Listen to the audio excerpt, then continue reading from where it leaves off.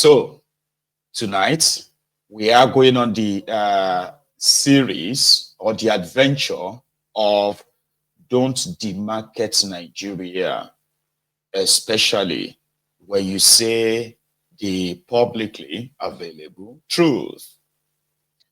You see, there are those people called the enablers. They are not just limited to A, P, C, Egbekebe.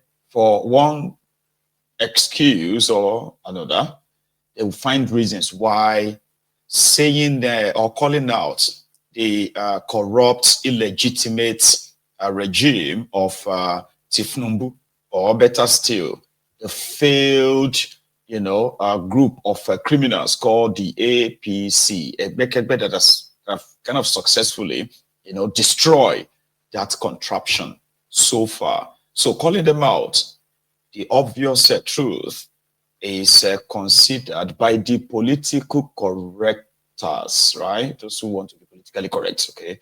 So they consider saying this truth as demarketing Nigeria. Meanwhile, these are a bunch of losers who will defend a druggie who happen to be the number one demarketer of that contraption.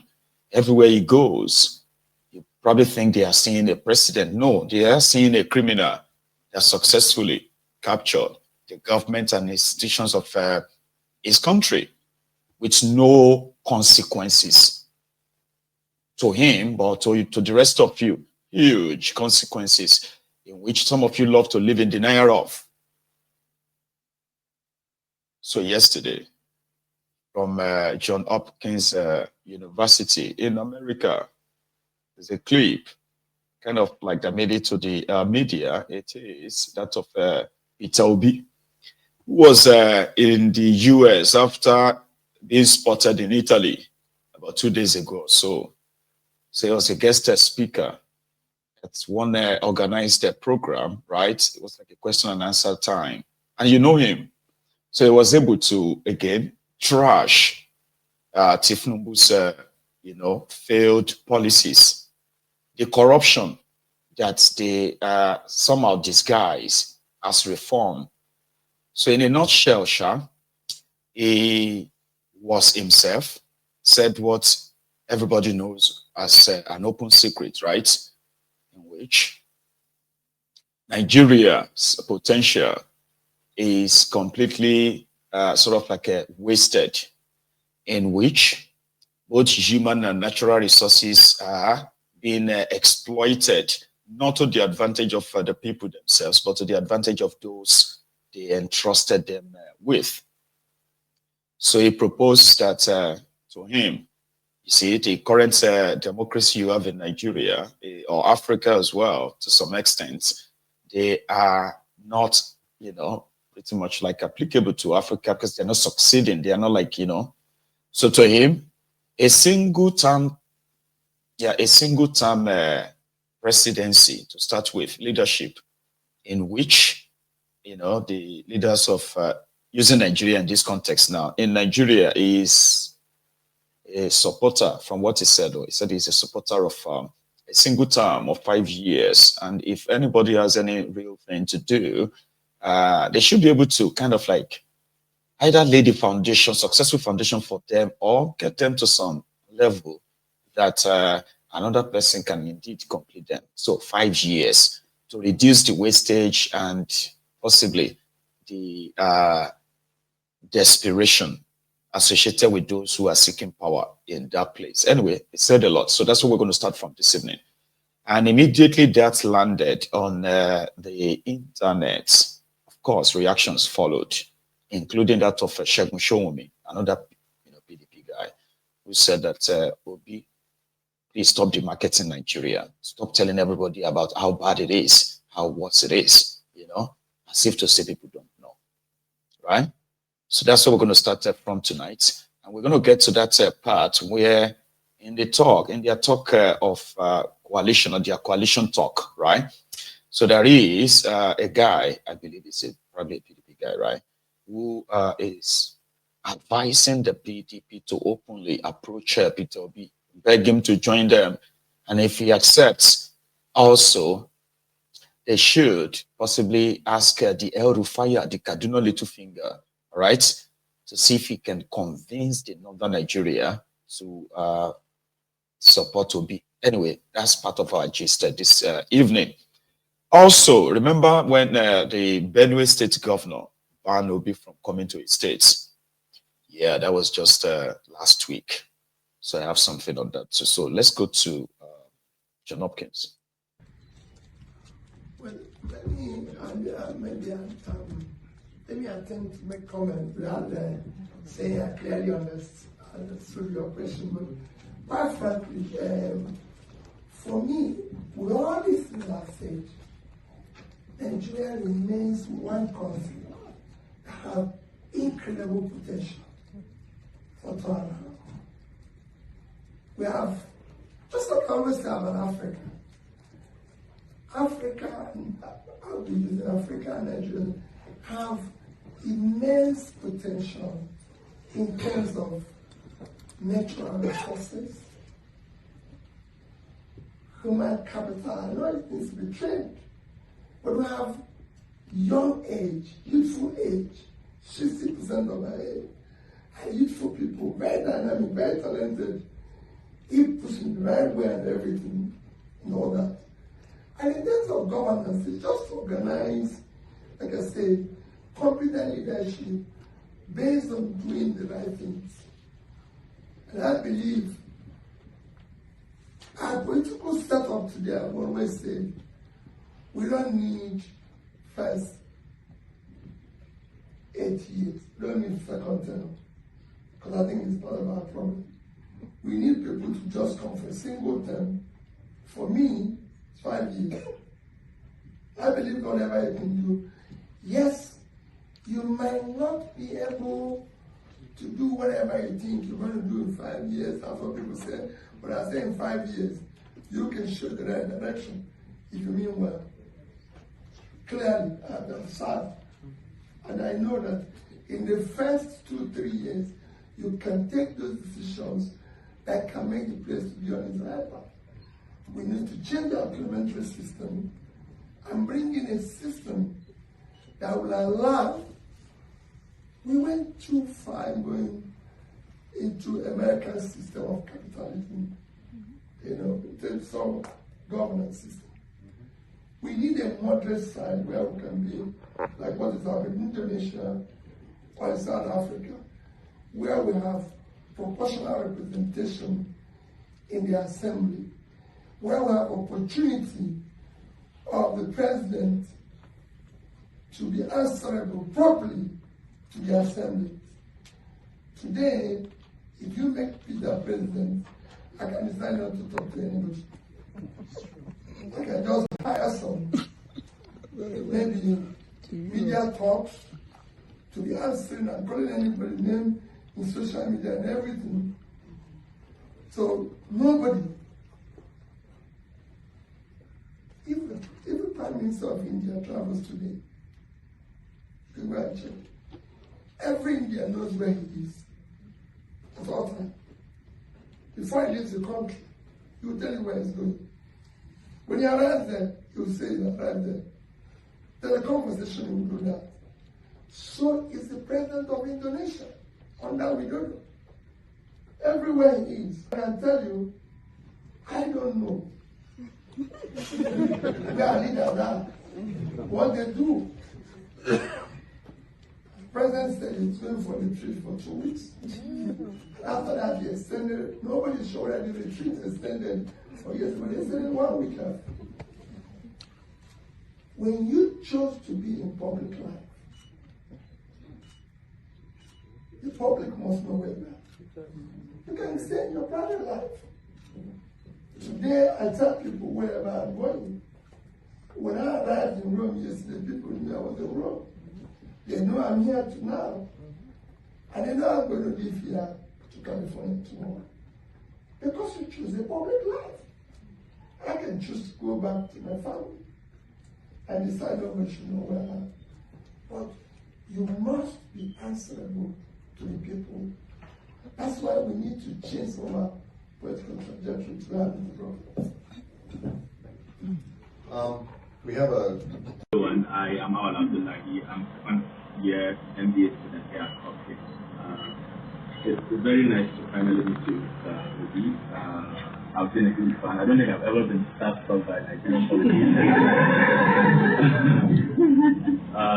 I think I was this time around, and I think I get it why I am starstruck by you. Just watching you talk and just seeing you lay out the problems of Nigeria. I feel like you have a good system understanding of what the issues are.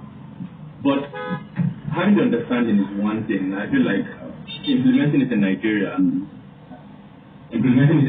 is another thing, because Nigeria is a very frustrating country, to me especially. But my question is, you have these beautiful ideas on how you want to take the problem. How do you plan on taking it? Because Mr. Peter Obi is just one. There's someone that recently wrote an article about how if you swap the House of Reps and our senators and our president over and over again, and you bring random Nigerians on the street and you give them that power, they are supposed to do exactly the same thing that is happening right now, because there is a belief that everybody is waiting for their time to under the system and all of that.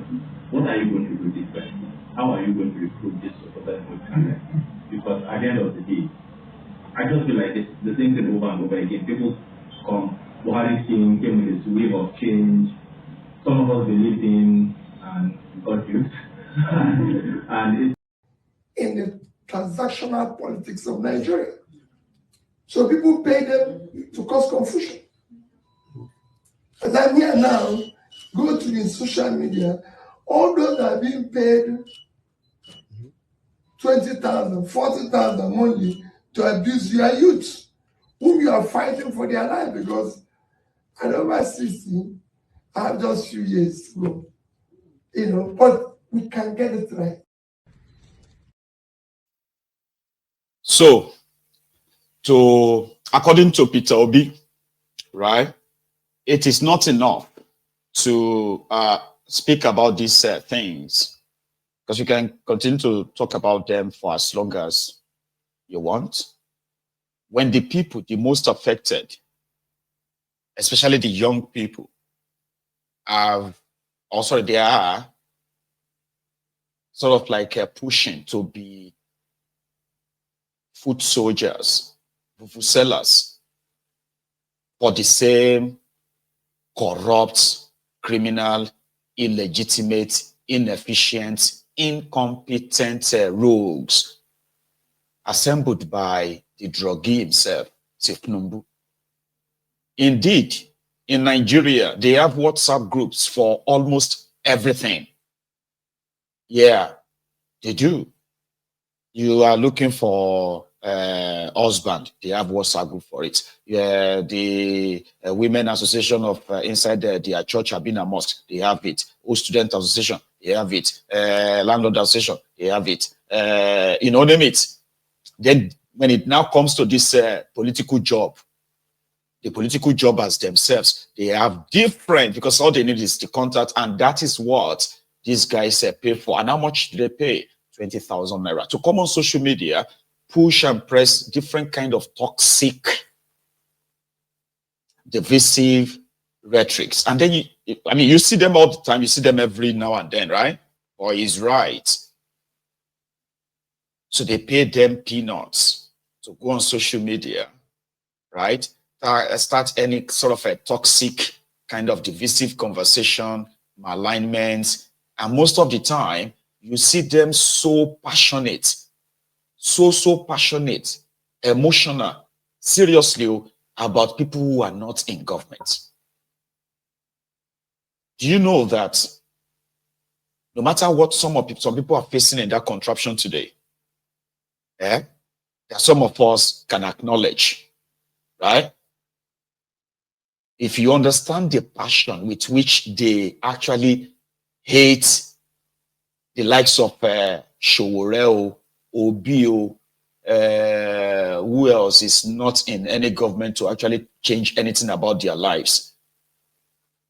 Like if you will see some of them, they will be swearing with their lives and say, rather, instead of them to follow any of these guys, right? Or even like support them or anyway, right? They will rather die in their wretchedness. They will say it. They will tell you to your face. They are so passionate. And then you're like, how come you do not have similar understanding about this guy, or these guys who are currently dealing with all of you? Like, you are comfortable with the way you are being dealt with. Like, yeah, we are fine with that. So we are scared of what other guys that are trying to take over. We are scared of what they will do. Oh, no, we're not scared of what they will do. It's the fact that we actually fear what they will do. And this fear is about, I don't know. So you see the Nigerians, you will see people, they will collect political gig. Somebody who is miserably ruining their lives, like a state governor. You get to some of these states in Nigeria, then you begin to ask yourself, what happened to all these things you have been seeing on social media?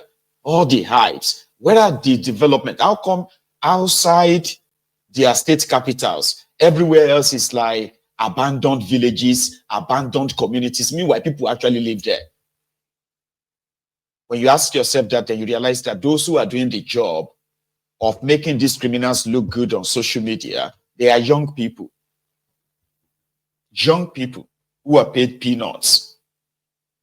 There are so many of them who actually want, seriously, they want Obi arrested for criticizing Tifnumbu too much, because his criticism can trigger people to begin to go after Tifnumbu, so therefore he should be arrested. Showore is not that lucky. They want him to be killed.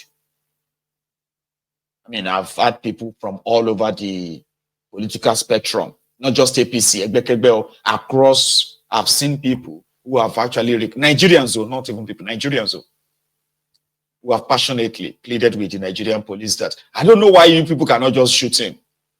And when you ask them, what did Showore really do?